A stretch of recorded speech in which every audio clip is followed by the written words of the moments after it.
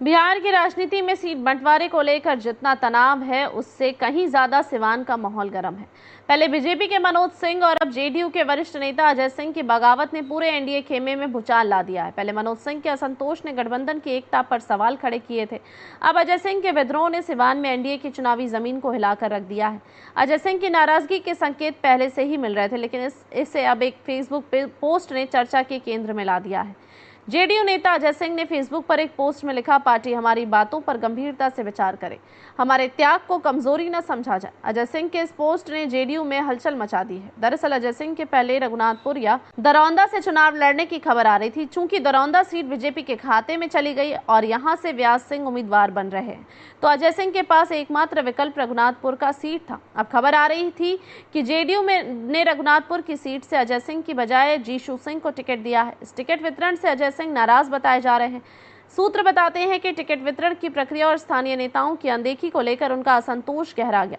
Party द्वारा बाहरी उम्मीदवारों को तरजीह देने और पुराने कार्यकर्ताओं को किनारे करने की नीति ने अजय सिंह जैसे जमीनी नेताओं को बागी रास्ता अपनाने पर मजबूर कर दिया। अब राजनीतिक गलियारों में यह चर्चा है कि अजय सिंह आने वाले विधानसभा चुनाव में वह दरौंदा या रघुनाथपुर से या तो निर्दलीय मैदान में उतरेंगे या किसी विपक्षी दल का हाथ थाम सकते हैं।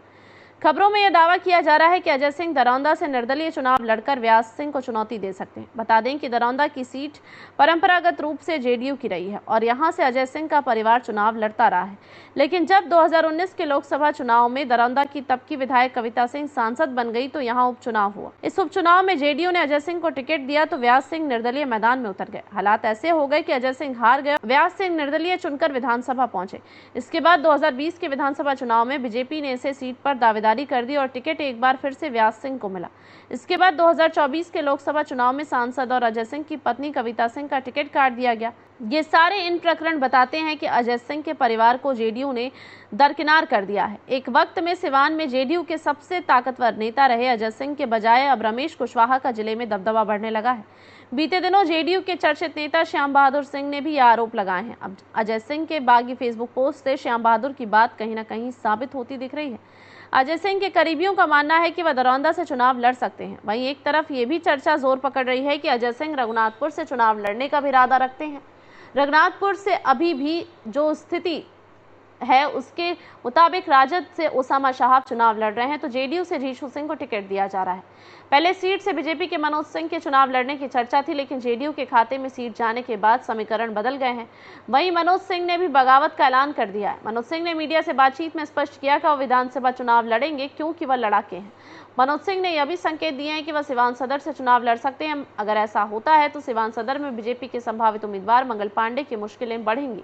मनोज सिंह ने मीडिया से बताया कि मंगल पांडे ने उनके लिए टिकट की ठीक से पैरवी नहीं की। मनोज सिंह के आरोपों और तल्ख रवैये से स्पष्ट है कि वह मंगल पांडे से चुनाव में टक्कर लेंगे। इस पूरे माहौल में शहाबुद्दीन के बेटे ओसामा शहाब को बड़ा फायदा हो सकता है। राजनीति के जानकार बताते हैं कि अब का जो माहौल है उसमें रघुनाथपुर से ओसामा शहाब का रास्ता साफ हो गया है। ओसामा शहाब को न सिर्फ मुसलमान और यादव वोट बैंक का फायदा मिलेगा, बल्कि सवर्ण वोटर भी सपोर्ट कर सकते हैं।